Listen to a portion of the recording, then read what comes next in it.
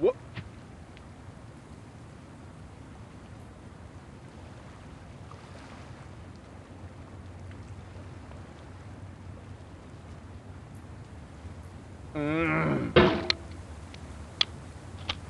What? Ooh.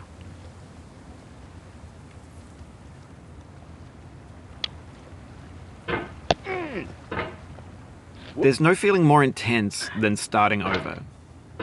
If you deleted your homework the day before it was due, as I have, or if you left your wallet at home and you have to go back after spending an hour in the commute. If you won some money at the casino and then put all your winnings on red but it came up black. If you got your best shirt dry cleaned before a wedding and then immediately dropped food on it. If you won an argument with a friend and then later discovered that they just returned to their original view. Starting over is harder than starting up. If you're not ready for that, like if you've already had a bad day, then what you're about to go through might be too much. Feel free to go away and come back. I'll be here. Alright, thanks for coming with me on this trip. I'll understand if you have to take a break at any point.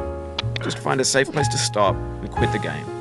Don't worry, I'll save your progress, always, even your mistakes. This game is a homage to a free game that came out in 2002, titled Sexy Hiking. The author of that game was Jazzuo, a mysterious Czech designer who was known at the time as the father of B games. And B games are rough assemblages of found objects.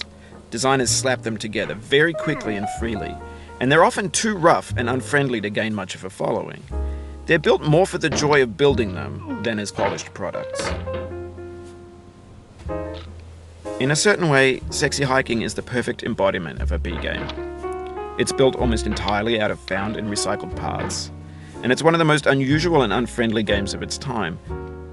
In it, your task is simply to drag yourself up a mountain with a hammer. And that act of climbing, in the digital world or in real life, has certain essential properties that give the game its flavor. No amount of forward progress is guaranteed. Some cliffs are too sheer or too slippery. And the player is constantly, unremittingly in danger of falling and losing everything. Anyway, when you start Sexy Hiking, you're standing next to this dead tree that blocks the way to the entire rest of the game. It might take you an hour to get over that tree, and a lot of people never got past it. You prod and you poke at it, exploring the limits of your reach and your strength, trying to find a way up and over. And there's a sense of truth in that lack of compromise. Most obstacles in video game worlds are fake.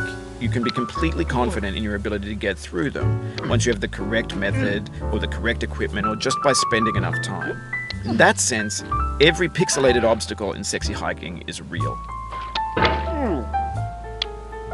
The obstacles in Sexy Hiking are unyielding, and that makes the game uniquely frustrating. But I'm not sure Jazzuo intended to make a frustrating game. The frustration is just essential to the act of climbing, and it's authentic to the process of building a game about it. A funny thing happened to me as I was building this mountain. I'd have an idea for a new obstacle, and I'd build it, test it, and it would usually turn out to be unreasonably hard. But I couldn't bring myself to make it easier. It already felt like my inability to get past the new obstacle was my fault as a player rather than as a builder. Imaginary mountains build themselves from our efforts to climb them, and it's our repeated attempts to reach the summit that turns those mountains into something real. When you're building a video game world, you're building with ideas, and that can be like working with quickset cement. You mold your ideas into a certain shape that can be played with, and in the process of playing with them, they begin to harden and set until they're immutable, like rock. And at that point, you can't change the world. Not without breaking it into pieces and starting fresh with new ideas.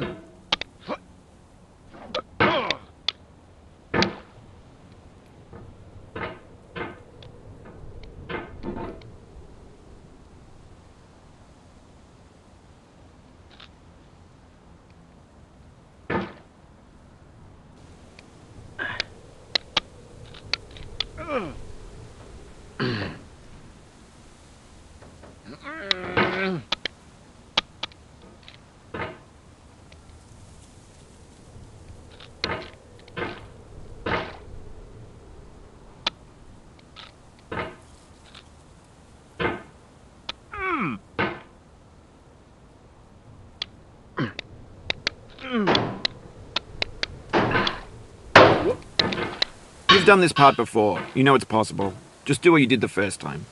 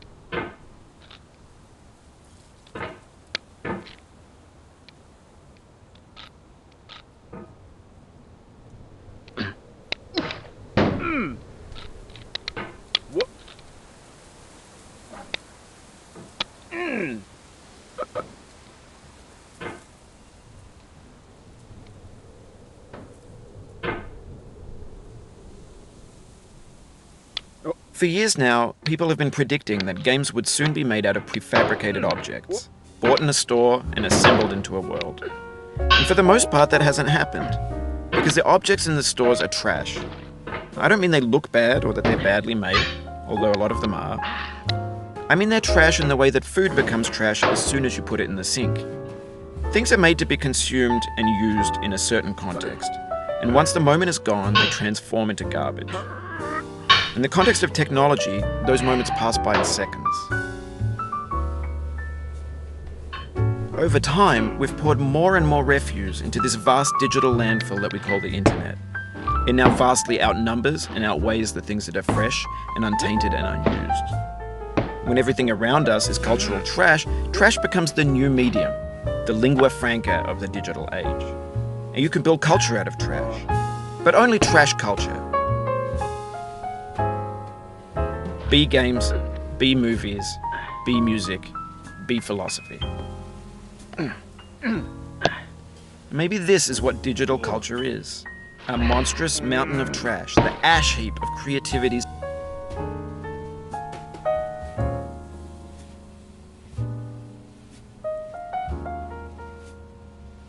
fountain. A landfill with everything we ever thought of in it. Grand.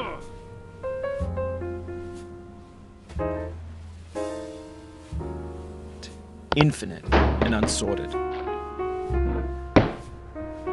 There's 3D models of breakfast, Gen X's fanfic novels, scan magazines, green screen Shia LaBeouf, banned snuff scenes on LiveLeak. Facebook's got lifelike bots with unbranded adverts and candid shots of Kanye and Taylor Swift mashups, car crash epic failed GIFs, Russian dashcam vids, discussions of McRibs, discarded, forgotten, unrecycled, muddled, rotten, untitled.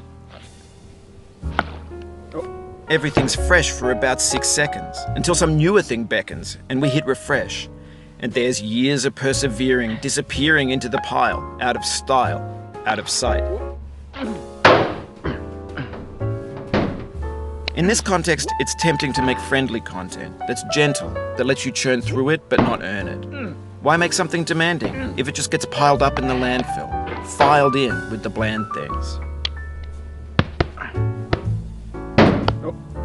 Whoop. Whoop. Whoop.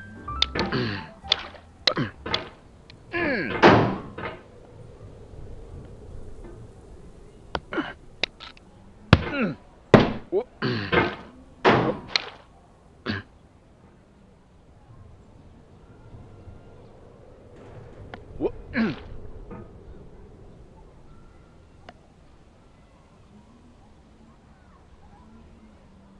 Whoop.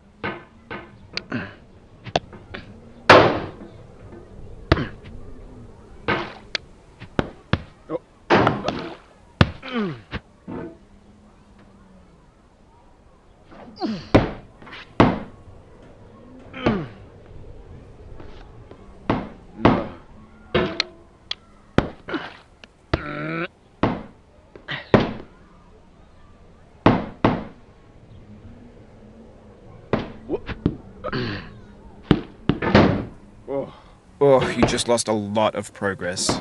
That's a deep frustration, a real punch in the gut.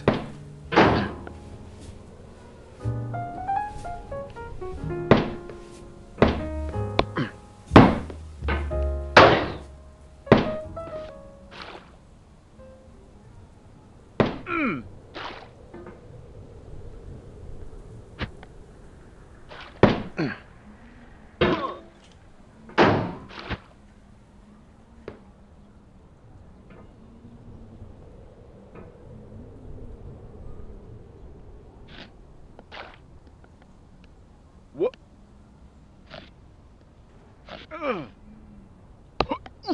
Oof, sorry about that.